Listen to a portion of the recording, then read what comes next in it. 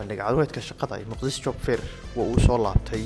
Bandhig carweedkani ayaa ah bandhig shaqo abuur ah ay hormuud ka yihiin waaxyaha shaqo abuurka ee dowladda, shirkadaha gaarka loo leeyahay, goobaha waxbarashada iyo ganacsiyada yaryar.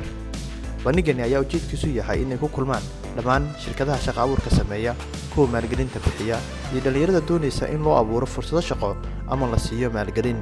Bandhigani ayaa mid u furan cid walba oo doonaysa inay ka qayb gasho, wuxuuna ka dhici doonaa Elite Hotel markay taariikhdu ku astaysan tahay 22 December 2022.